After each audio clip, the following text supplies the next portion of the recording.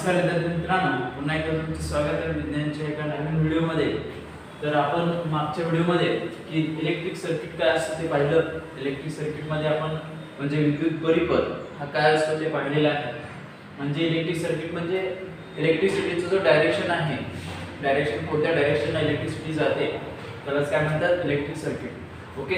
आणि इलेक्ट्रिक सर्किटमध्ये आपण कालच्या व्हिडिओमध्ये कोणते चिन्ह दर्शवतात ते आपण बघितलं. इन शॉर्ट तुम्हाला इथं ते 12 काय 13 चिन्ह होते ते इथं दाखवतो.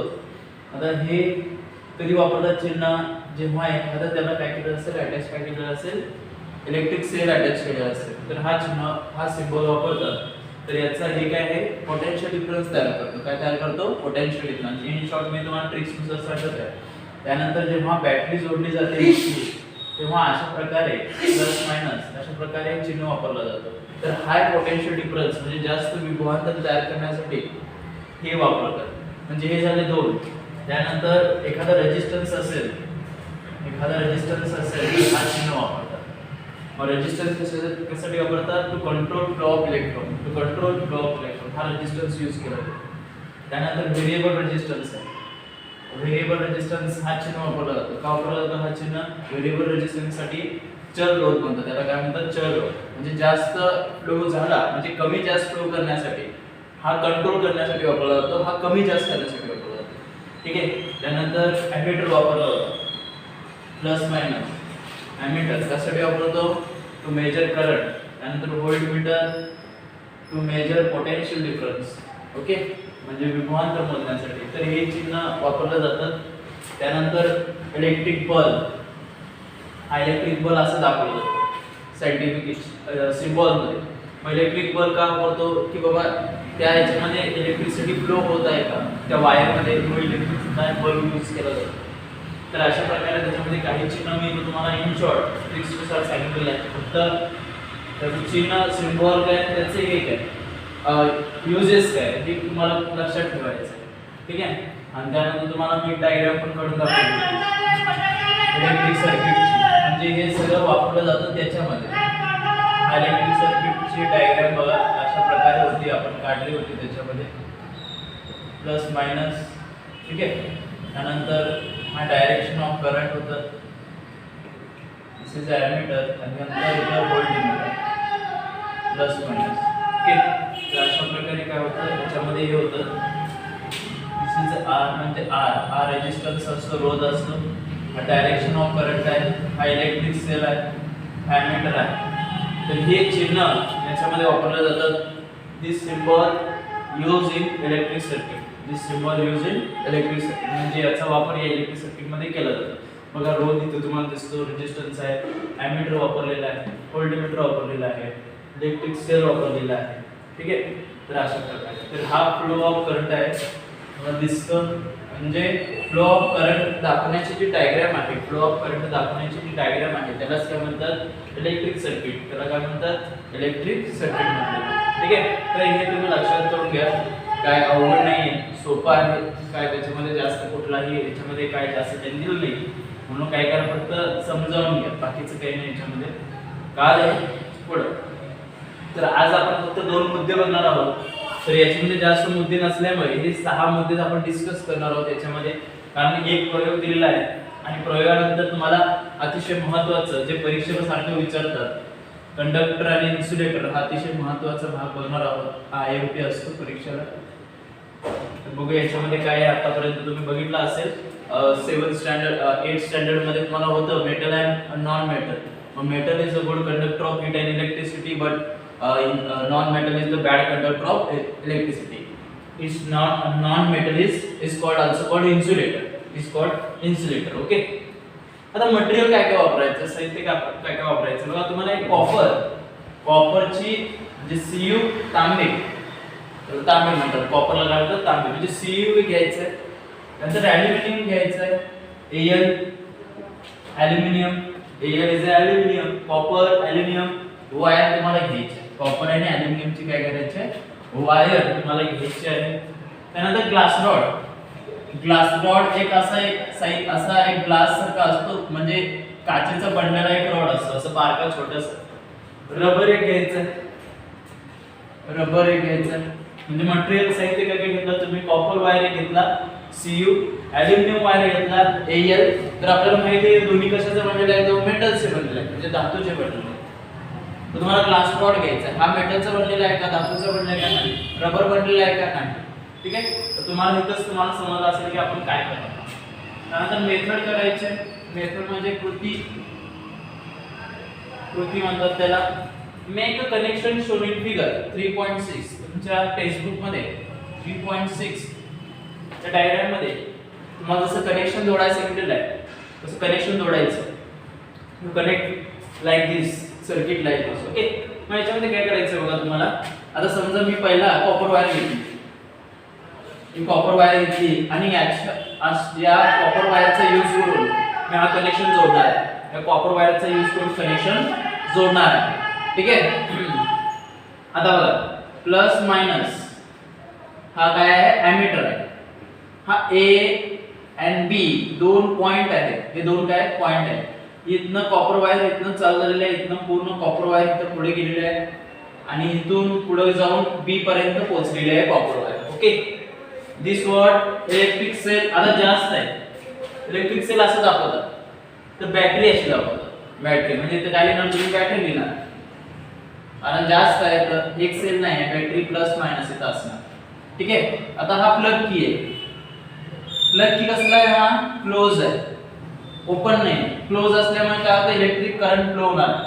कारण आपण चिन्हामध्ये बघितलं होतं की बाबा प्लग की जेव्हा क्लोज असते, क्लोज म्हणजे असं दोन कंस काढायचं आणि मध्ये डॉट द्यायचं. प्लग की, के म्हणजे प्लग की. करंट फ्लो चालू आहे, आता करंट फ्लो काय होतं, स्टार्ट होत आहे. तर मला सांगा आता करंट फ्लो स्टार्ट झालेला आहे, आता प्लग की क्लोज आहे म्हणजे करंट स्टार्ट झालेला आहे याच्यामध्ये. तर मला सांगा कॉपर वायर मध्ये करंट फ्लो जाईल का, जाणार.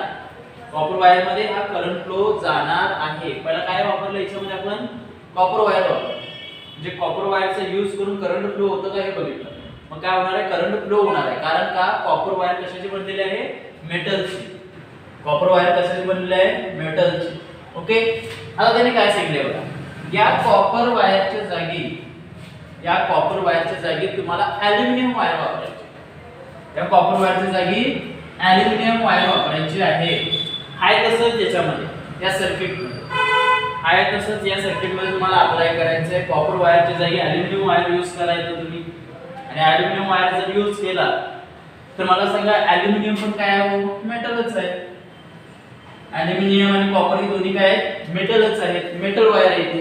Okay, they both. आणि आपण शिकलोय 8 मध्ये की काय करतं, metal wire conduct heat and electricity, म्हणजे त्याच्यामध्ये करंट फ्लो होणार आहे.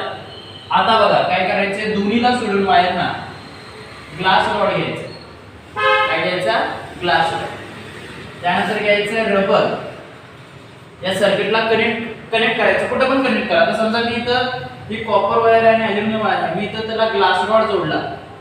इथं मी ग्लास रॉड जर जोडलाय, ग्लास रॉड, किंवा मी इथं रबर जोडला. मी दोन्ही पण एकदमच दाखवत आहे, तुम्हाला एक एक करायचं. मी इथं रबर जोडला आणि इथं ग्लास रॉड जोडला. मला सांगा इलेक्ट्रिसिटी जाईल का पुढे, नाही. इलेक्ट्रिसिटी पुढे जाईल का, नाही.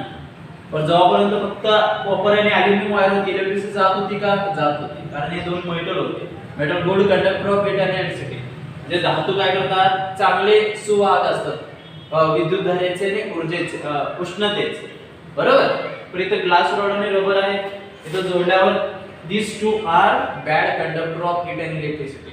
म्हणजे हे दुर्वाहक आहेत. कोण दुर्वाहक आहे, आता मी नंबरिंग केलं 1 2, हे दोन मेटल होते, यांनी केलं करंट फ्लो झाला. पण 3 आणि 4 मध्ये झालं नाही, कारण हे काय बॅड कंडक्टर आहेत. हे काय बॅड कंडक्टर म्हणजेच हे इन्सुलेटर आहे. काय ते दोघं इन्सुलेटर, हे दोघं काय इन्सुलेटर.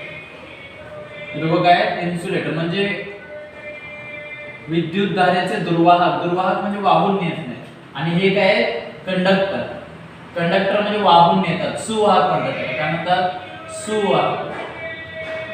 कंडक्टर सुवाहक आणि ते दुर्वाहक. म्हणजे कॉपर ॲल्युमिनियम काय गुड कंडक्टर आहे, सुवाहक आहे, उष्णतेने ऊर्जेचे. For insulator, glass rod आणि rubber is a bad conductor. Heat and electricity, that's why it's called insulator. याला काय म्हणतात? Insulator. कळलं? तर एक लक्षात ठेवा. आता पुढे तर हे सगळ्या गोष्टी तुम्हाला कळल्या असतील. मग हे सगळं करत असताना तुम्हाला मी सगळं डायरेक्ट सांगून टाकलं. Measure the current is time. Current पण मेजर करायचं आहे. मला कॉपर आणि ॲल्युमिनियम वायर लावून प्रत्येक याच्यामध्ये काय फरक पडतो का बघायचं. मला कॉपर वायर जोडायची, नंतर ॲल्युमिनियम जोडायचं, नंतर ग्लास रॉड जोडायचं, रबर जोडायचं. Compare the value of current in different cases. Different cases म्हणजे आता सांगितलं कॉपर वायर जोडायचे, ॲल्युमिनियम वायर जोडायचे, ग्लास रॉड जोडायचा आहे, रबर जोडायचं आहे आणि प्रत्येक टाइमला करंट मोजायचं. कंडक्टर आणि इन्सुलेटर कुठला याच्यामध्ये तुम्हाला आता समजणार आहे आणि समजलं सांगितलं मी तुम्हाला. Copper wire, aluminium wire is a good conductor of heat and electricity, but rubber and glass rod is a bad conductor of electricity. म्हणजे हे काय ध्रुववाहक आहे. ओके, तर एच टाइमला तुम्ही याचं करंट विद्युतधारा जर मोजला, त्याची व्हॅल्यू, याचं मूल्य त्या करंटचं विद्युतधारेचं जर मेजर केलं तर तुम्हाला डिफरंट येणार आहे. मला कॉपर वायर मध्ये जास्त असणार आहे, ॲल्युमिनियम मध्ये कमी असणार आहे. जाणार करंट फ्लो यांच्यामध्ये वेगळा नाही, त्याच्यामध्ये काय होणारच नाही. ग्लास रॉड आणि रबर मध्ये इलेक्ट्रिसिटी पुढे जाणारच नाही, म्हणजे तिथे व्हॅल्यू झिरोच असणार आहे, कारण इलेक्ट्रिसिटीच वाहणार नाही. बरोबर. पुढे तर या प्रयोगाने अशी गोष्ट सिद्ध होते की some material of conductor, some material of insulator, म्हणजे काही पदार्थ इलेक्ट्रिसिटीचे म्हणजे विद्युतधारेचे सुवाहक आहे आणि काही इन्सुलेटर म्हणजे दुर्वाहक आहे. दुर्वाहक म्हणजे वाहून नेत. मग आताच आपण बघितलं कोण कोण आहे. पहिला एक चांगला उदाहरण वूड, लाकूड एक आहे, रबर आहे आणि ग्लास रॉड आहे. हे तीन. बरोबर. Wood, rubber and glass rod. This is a bad conductor of conductor of heat and electricity, that's why it's called insulator. हे सगळे इन्सुलेटर आहेत.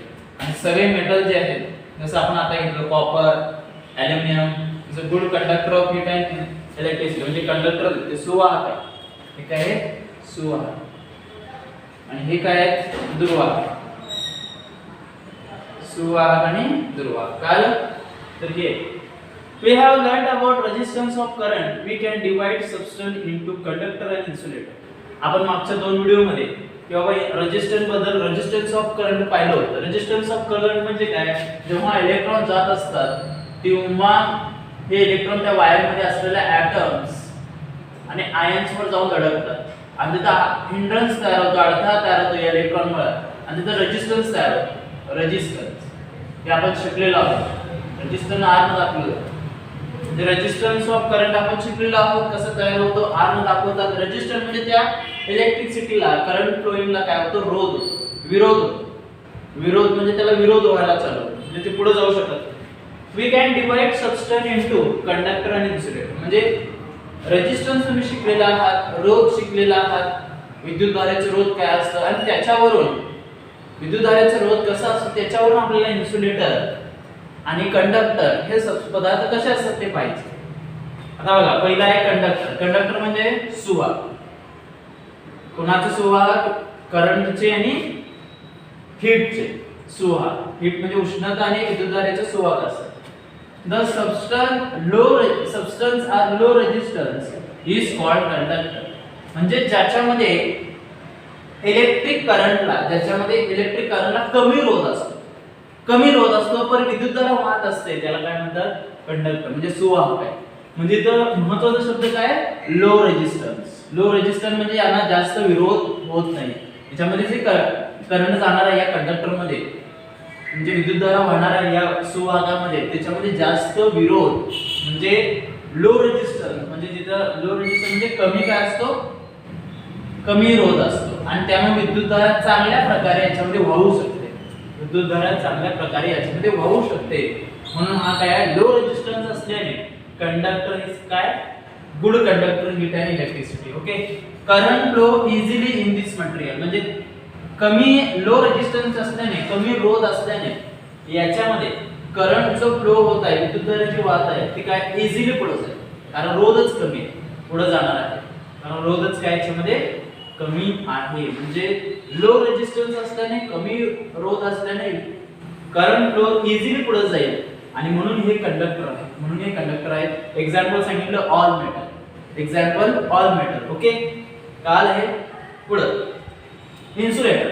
त्याचा लो रेजिस्टन्स आहे, उलट करायचं त्याचं. The substance high resistance, high resistance. काल काय समजलं, फक्त काय चेंज केलं आपण, हाय रेजिस्टन्स. या इन्सुलेटर मध्ये जास्तीत जास्त काय असतो, जास्तीत जास्त रोध असतो. रोध म्हणजे हाय रेजिस्टन्स, म्हणजे हाय रेजिस्टन्स जास्त रोध असल्याने, रोध जास्त झाला म्हणजे इलेक्ट्रॉन थांबले, पुढे जात नाही. त्याच्यामध्ये कमी होतं, पुढे जात होते. पण याच्यामध्ये रोधच जास्त आहे, विरोधच जास्त आहे, इलेक्ट्रॉनला पुढे जाणार नाही. आणि पुढे जाणार नाही म्हटल्यावर इथे हाय रेजिस्टन्स आहे या सबस्टन्स मध्ये, या पदार्थामध्ये. त्याला काय म्हणतात, insulator. Current cannot flow in this material. त्याच्यामध्ये करंटच जात नाही, पुढे जात नाही. त्याच्यामध्ये जात तरी होते इझिली, लो रेजिस्टन्स असल्याने. तर हाय रेजिस्टन्स असल्याने पुढे जातच नाही, म्हणून हे काय झालं, insulator. Example wood, rubber, plastic आणि ग्लास रॉड. म्हणजे ग्लास म्हणजे काच सगळे. तर हे सगळे is a bad conductor of the heat and electricity. That's why it's called insulator. That's why it's called insulator. Okay. तर हे कळलं तुम्हाला. याच्या खाली दोन प्रश्न विचारले त्याने की तुम्ही why you decide some material are conductors, some material are insulator.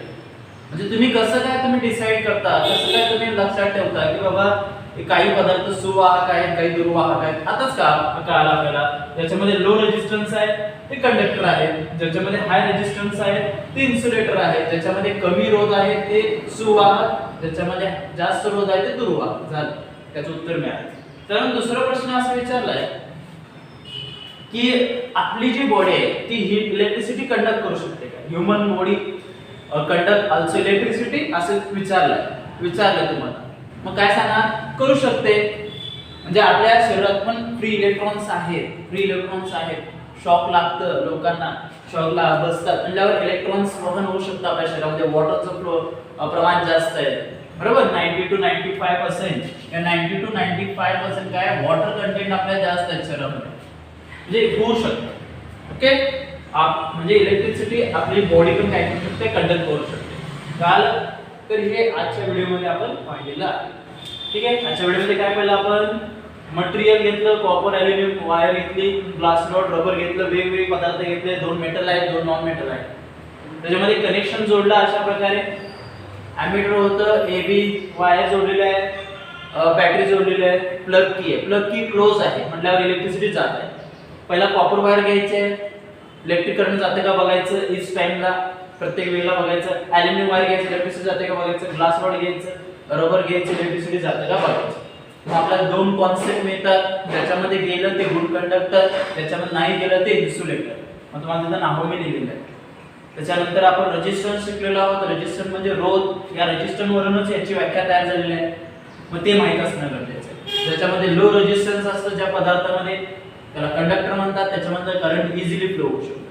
पण इन्सुलेटर मध्ये हाय रेजिस्टन्स असतं, त्याच्यामध्ये करंट फ्लो होऊ शकत नाही आणि त्यामुळे ते इन्सुलेटर असतं. कळालं? तर हा आजचा व्हिडिओ आहे आपला. तर काळजीपूर्वक तुम्ही बघा हा व्हिडिओ. काय तुम्हाला शंका याच्यामध्ये असतील तर विचारा. जमलं तर मी सरांना आज विचारून उद्या तुमची टेस्ट ठेवण्यात बघूया की आज 10वीची टेस्ट ठेवलेली आहे.